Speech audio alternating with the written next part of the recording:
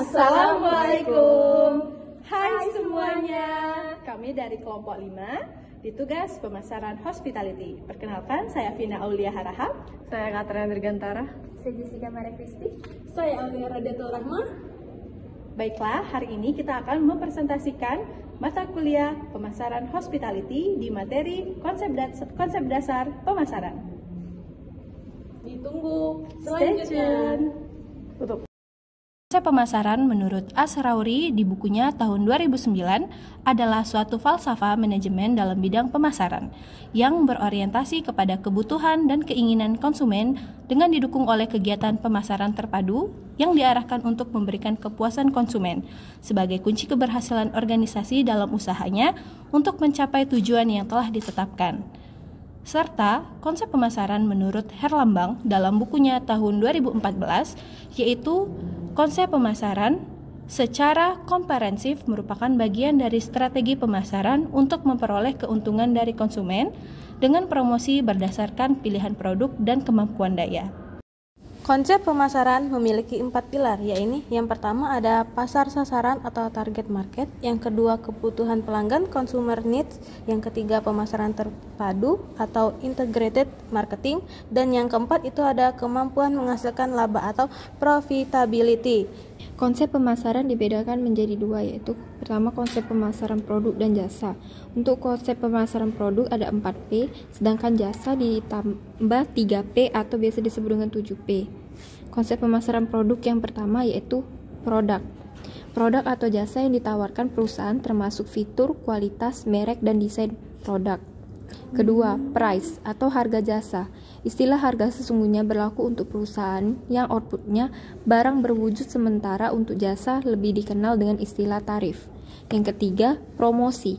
Promosi merupakan salah satu variabel dalam buruan pemasaran yang penting untuk dilaksanakan oleh perusahaan dalam memasarkan jasa. Promosi digunakan untuk menginformasikan kepada orang mengenai jasa dan meyakinkan para calon pengguna jasa atau pasar sasaran. Keempat yaitu place. Distribusi produk atau jasa yang mencakup cara produk atau jasa didistribusikan ke pasar. 3P yaitu pertama, orang atau people. Orang sangat berperan dalam perusahaan jasa karena terlibat langsung menyampaikan produk ke pelanggan. Kedua yaitu proses. Proses menyangkut kegiatan menggerakkan aktivitas perusahaan memenuhi kebutuhan pelanggan. Untuk itu, semua aktivitas kerja adalah proses melibatkan prosedur, jasa, tugas, mekanisme, aktivitas, dan rutinitas. Yang ketiga yaitu penampilan fisik. Penampilan fisik suatu perusahaan sangatlah berpengaruh sekali terhadap pelanggan atau nasabah untuk membeli atau menggunakan produk jasa yang kita tawarkan. Karakteristik pemasaran jasa. Yang pertama ada intangibility, tidak berwujud. Barang merupakan suatu objek, alat, atau benda, maka merupakan suatu perbuatan, tindakan, pengalaman, proses, dan kinerja. Usaha yang menyebabkan jasa tidak dapat dilihat, dirasa, dicium, didengar, atau diraba sebelum dibeli atau dikonsumsi. Yang kedua ada inseparability, tidak terpisahkan. Jasa bersifat inseparability, artinya jasa dijual terlebih dahulu, baru kemudian diproduksi dan dikonsumsi pada waktu yang tepat. Yang sama barang biasanya diproduksi, kemudian dijual lalu dikonsumsi.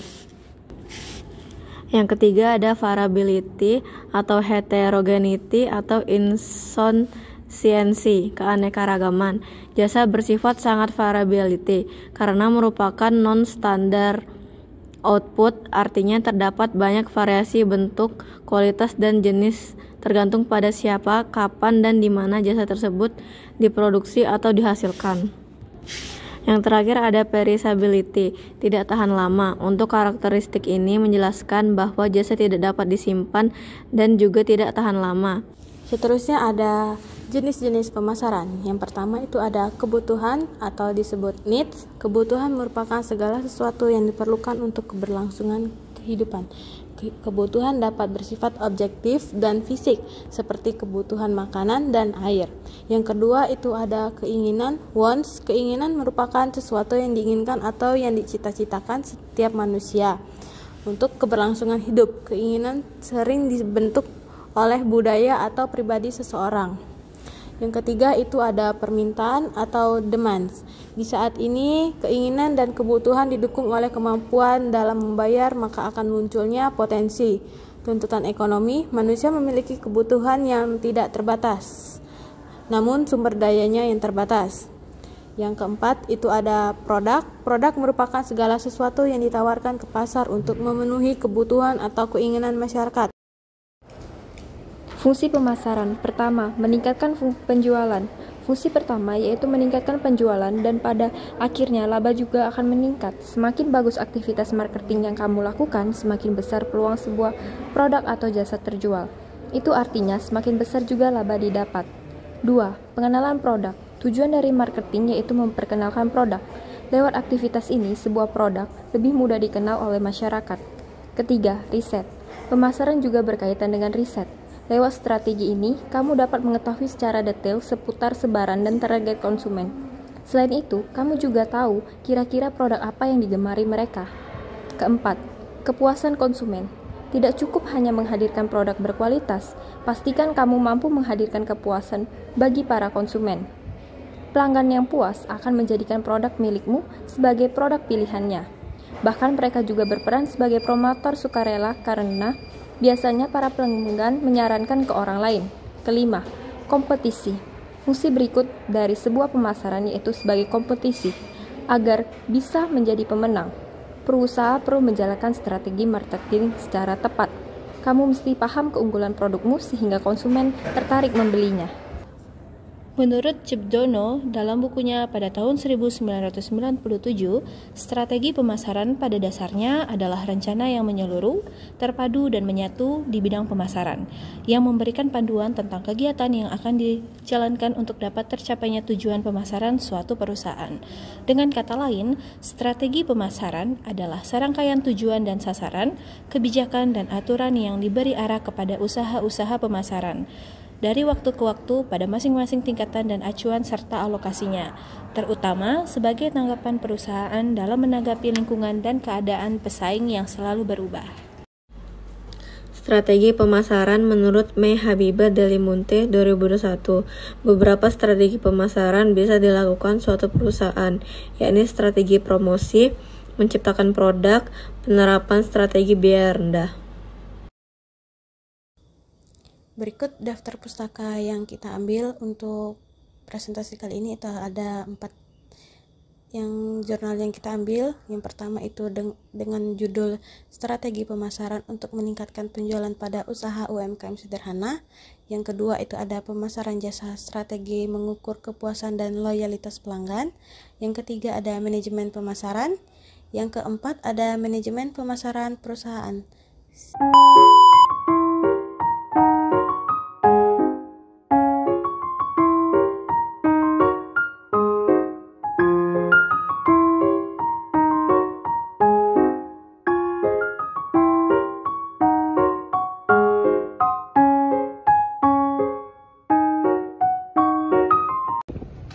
Baiklah teman-teman, itu tadi presentasi dari kelompok kelima.